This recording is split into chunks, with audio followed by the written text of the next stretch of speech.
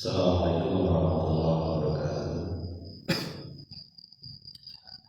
Alhamdulillah alladzi arsala rasulahu bil huda wa dinil haqq liyudhhirahu 'ala ad-dini kullihi walau karihal kafirun. Asyhadu an la ilaha illallah wa asyhadu anna Muhammadan abduhu wa rasuluhu la nabiyya ba'dahu. Allahumma shalli wa sallim wa barik 'ala sayyidina Muhammadin wa 'ala alihi wa sahbihi ajma'in.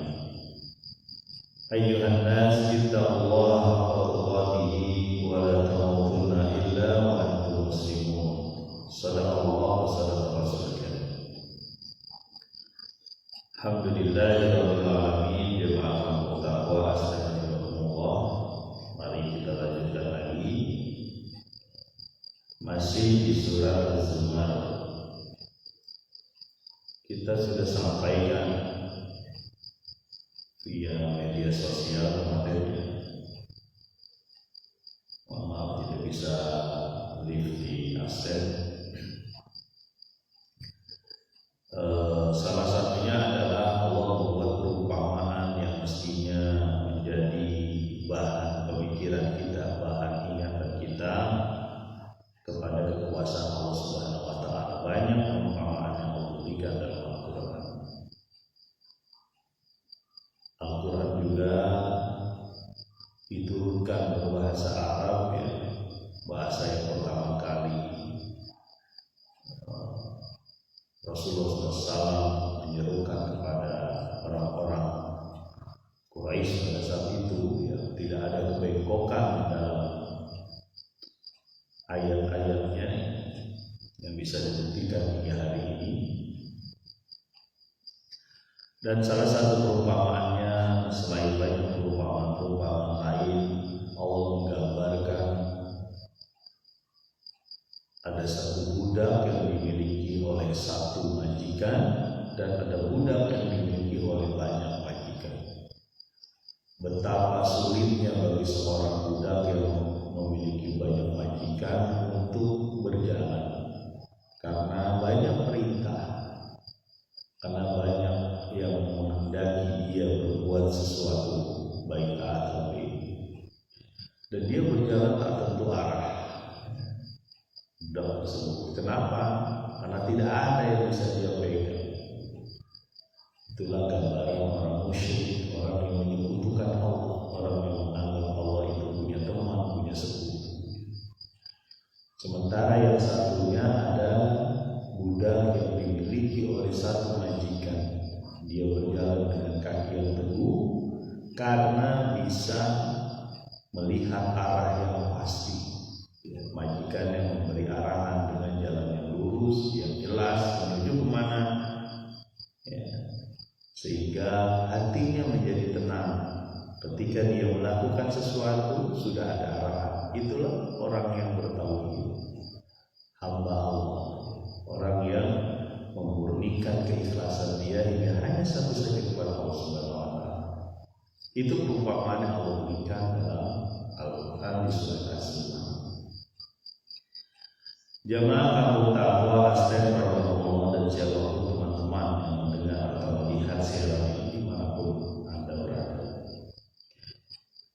Mari kita lanjutkan di ayat yang ke-30 surat Az-Zumar. Ayat yang ke-30.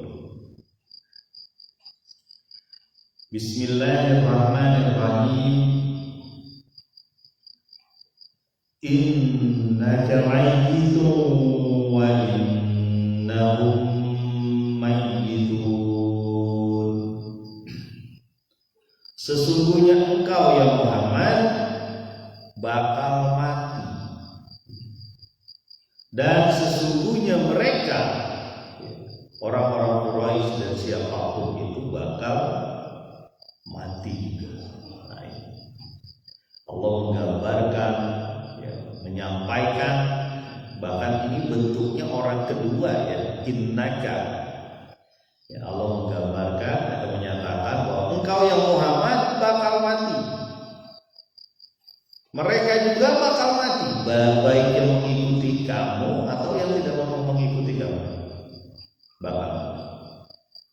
Nah, ini hakikat tauhid.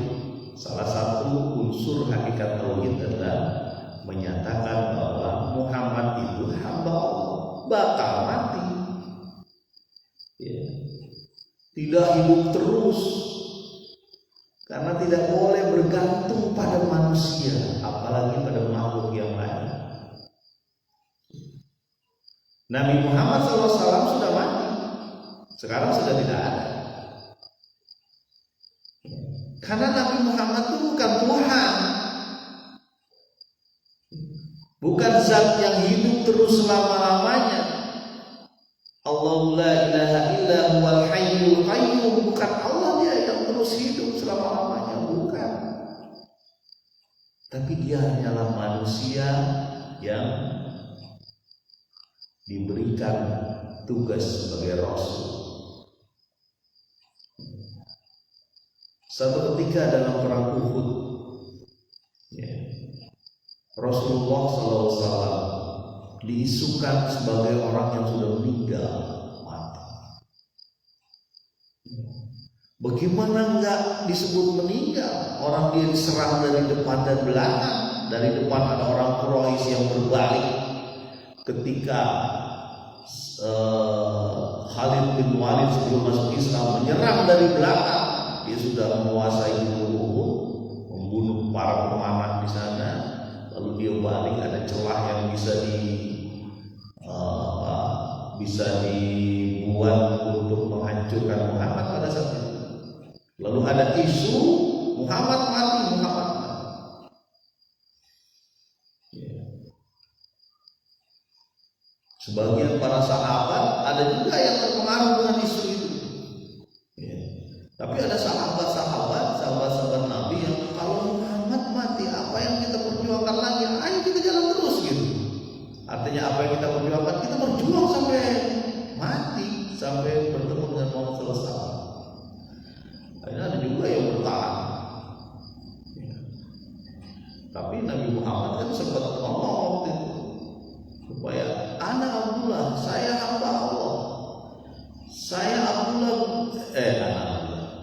Muhammad bin Abdullah, saya Muhammad bin Abdullah, saya Muhammad anak Abdullah. Ya. Makanya beberapa sahabat tahu bahwa itu Nabi Muhammad belum meninggal, makanya perlu melindungi Nabi Muhammad SAW. Ya. Sampai ada turun ayat yang tentang bahwa Muhammad itu adalah hanya seorang hamba, seorang manusia. Dan berita kematian Nabi Muhammad SAW itu juga hampir tidak dipercayai oleh Umar radhiyallahu anhu. Ya, ketika dia diberitakan bahwa Nabi meninggal, betapa emosinya meluap-luap. Dia akan mengatakan, saya akan memenggal orangnya, mengatakan Muhammad meninggal. Muhammad itu menemui Tuhannya seperti Musa menemui Tuhannya 40 hari itu pendapatnya Umar waktu itu. Sampai akhirnya Abu Bakar menyatakan dengan keras di hadapan para teman-temannya, siapa yang menyembah Muhammad, Muhammad mati. Siapa yang menyembah Allah, Allah hidup. Terduduk Umar mendengar pernyataan Abu Bakar. Sampai dia sebutkan satu ayat yang Allah akan menyebutkan dalam surat Al-Imran, Muhammad adalah seorang hamba yang bisa mati. Umar juga mengatakan pada saat itu, seolah-olah saya baru dengar ayat itu. Ya, dan ini penting buat kita mengetahui bahwa Muhammad hanya seorang hamba dan dia hanya diperintah. Dia bahkan tidak mengetahui apa yang terjadi dengan keluarganya, termasuk dengan dirinya sendiri. Ya. Muhammad SAW tidak mengetahui apa yang terjadi dengan keluarganya. Kemarin di surat An-Nur kita sudah bahas dan begitu panjang. Ketika Aisyah radhiyallahu anha, istri yang sangat dia cintai, ya, semua itu dia cintai, dituduh berbuat serong. Nabi Muhammad tidak tahu. Bagaimana emang dia punya CCTV setiap orang? Enggak. Ia hanyalah manusia. Ayat ini menguatkan itu bahwa engkau akan mati ya Muhammad. Potongan ayat selanjutnya menyatakan, wa innahum mayyitun, sesungguhnya mereka juga akan mati. Siapa? Orang-orang yang menentang Anda.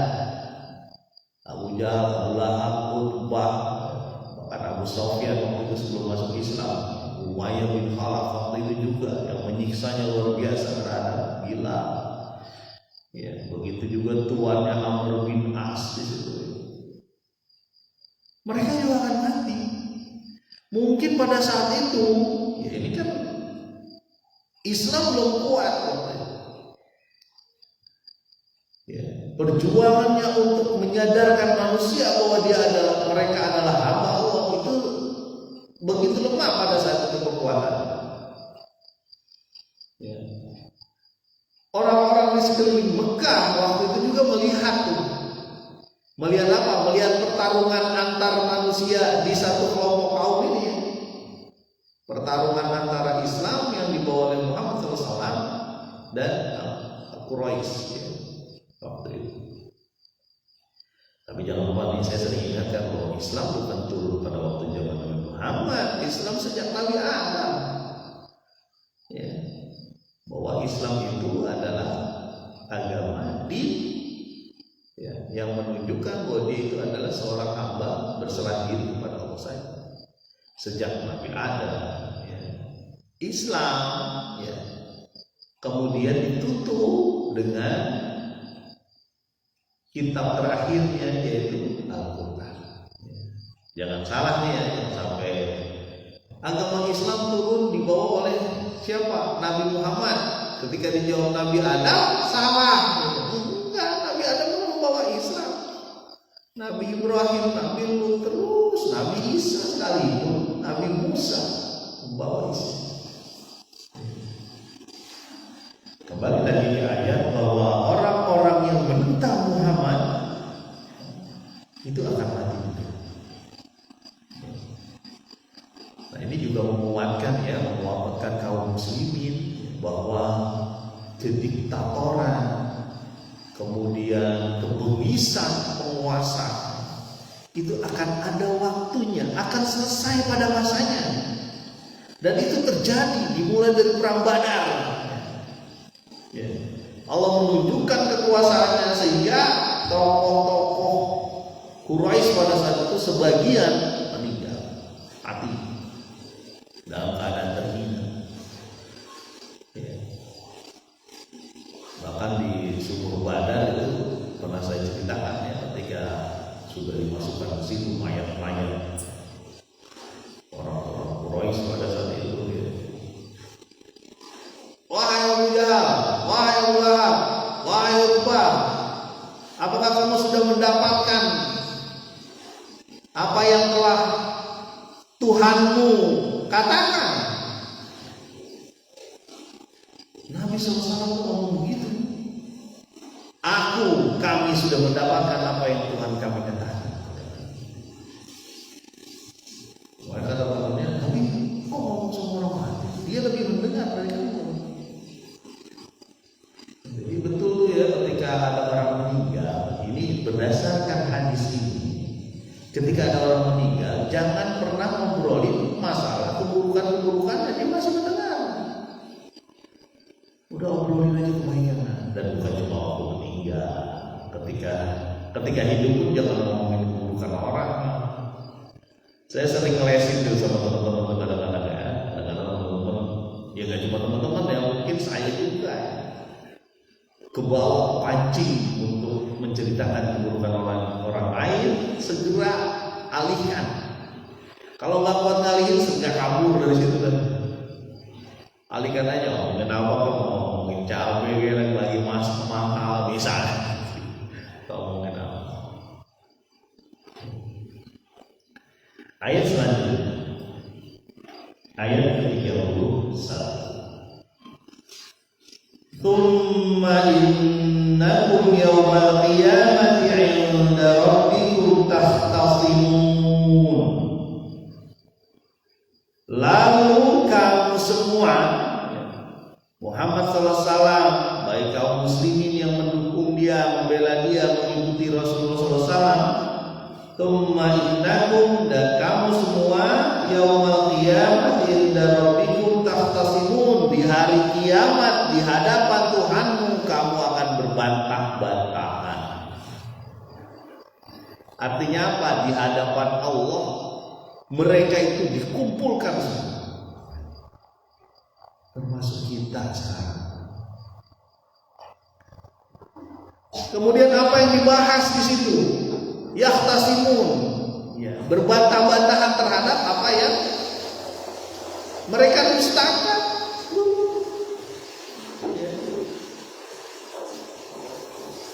Mereka berbantah-bantahan terhadap bahwa Allah mempunyai surga, neraka, bahwa Allah mempunyai siksa, bahwa Allah mempunyai pahala yang menjadikan dia lebih baik.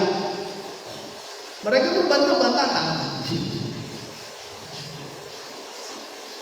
Dan pada saat itu ya kaum muslimin superior,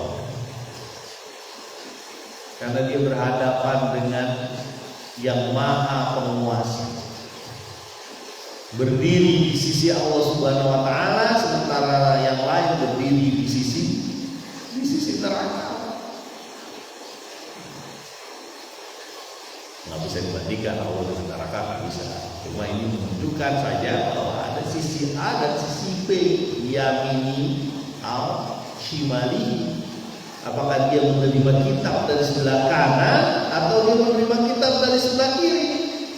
Ini mereka berbantah-bantahan. Berarti pada saat itu mungkin mereka turun dulu gitu.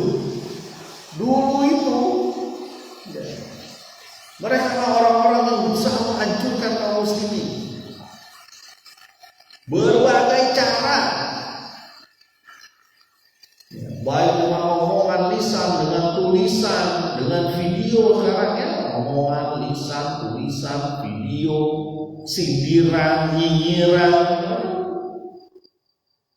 Ya.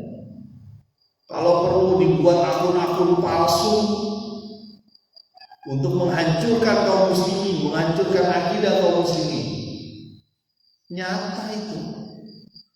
Peperangan sejati selalu ada. Iya. Karena sejak awal syaitan, iblis sudah menyatakan la'amla'anna jahannam.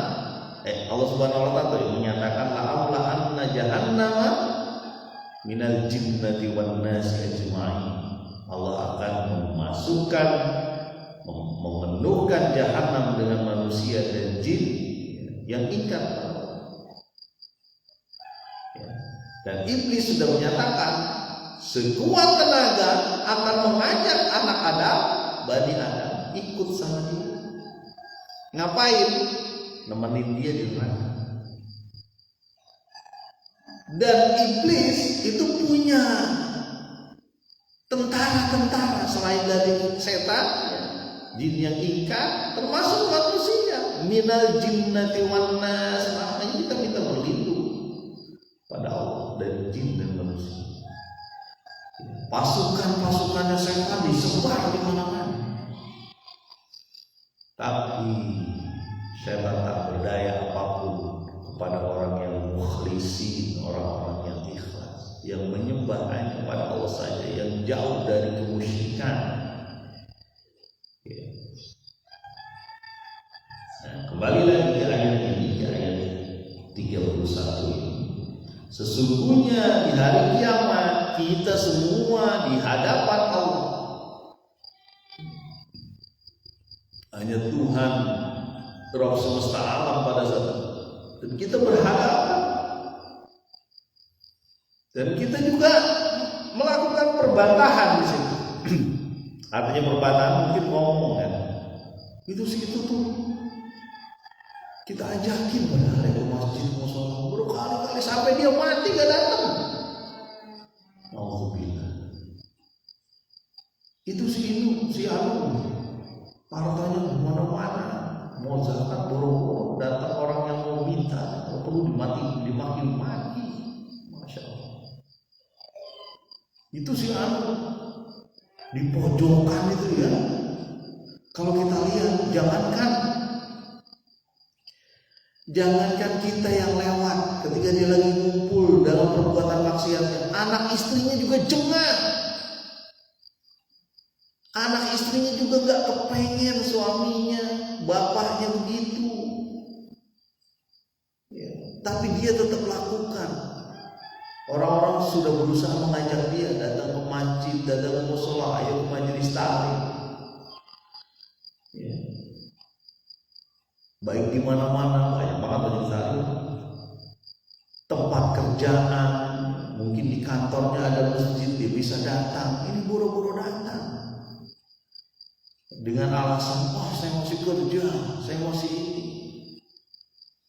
Anak saya makan apa kalau kerja saya sedikit sebentar? Kerja sedikit sebentar, rezeki udah ditakar. Udah ada volumenya. Kalau bahasa kita rezeki kita tuh udah ada volume. Nggak usah takut dia kurang, nggak usah. Kadang-kadang kan begitu ya, dia mau mengejar, asing mengejar dunia. Lagunya ya, dunia melulu. Nah, bahasa saya fals. Dunia melulu gitu kan. Dunia melulu ini ya. Ada juga yang akhirat dulu, dunianya dilupain, nggak boleh juga tuh. Wabtaghi fima ataqallahu darul akhirah wa la tansa nasibaka fid dunya. Kejar darul akhirat itu, tapi jangan lupakan nasib kita di dunia. Artinya dua-duanya tetap sama. Rabbana atina fid dunya hasanah wa fil akhirati hasanah wa qina adzabannar. Dua-duanya kita kejar. Pak, ini saya juga dengerin sih Pak, mungkin Bapak ngobrol itu kadang-kadang saya dengar juga dalam keadaan sayup-sayup gitu ya. Tidur-tiduran dengar juga ya. Kalau sudah dengar laksanakan. Itulah yang dilakukan oleh Nabi ketika orang buta minta diskon. Ya. Ibnu Ummi Maktum datang kepada Nabi SAW. Wahai Nabi, saya buta.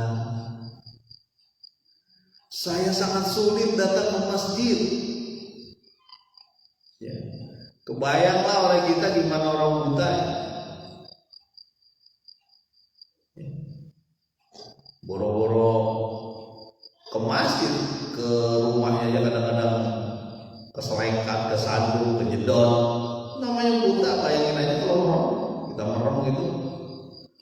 Tak kebayang kita. Makanya nikmat mata itu luar biasa. Dan semua nikmat ya, nikmat mata, mendengar, melihat, bergerak, ya, nikmat hati, nikmat paru-paru, nikmat jantung, ya, nikmat pikiran kita waras. Itu nikmat. Itu nggak ternilai harganya. Ya. Kembali lagi ya. Jadi Ibnu Ummi Maktum ini minta diskon sama Rasulullah SAW. Ya Rasul, saya cacat, saya disabilitas, ada hal yang nggak bisa saya ini.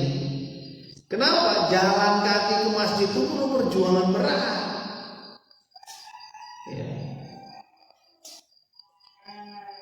Bolehkah saya sholat di rumah? Kata Ibnu Ummi Maktum, kata Nabi boleh. Ya. Kata Nabi boleh. Oh ya, Ibnu Ummi Maktum pun pulang. Beberapa langkah dia pulang, dipanggil sama Nabi. Ini jangan dipotong ini saya nih. Videonya nanti dipotong lagi. Boleh tuh orang sholat di rumah, orang buta cacat sholat di rumah boleh tuh berapa? Itu kata Nabi, tapi ada lanjutan kisahnya. Dipanggil lagi. Wahai saudaraku Ibnu Ummi Maktum, kemari. Dia balik lagi. Apa dia bilang? Kata Nabi SAW. Apakah kau mendengar azan? Iya ya Nabi. Maka itu naikkan ya Nabi. Artinya apa? Kalau mendengar azan datang.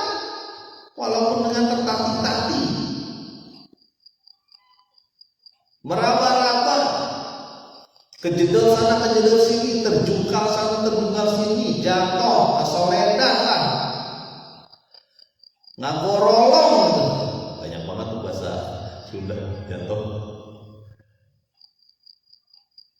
Tetap datang ke masjid, tetap datang ke musola. Kok Warman sering ikut masjid dengan musola? Kebetulan dia lagi di musola.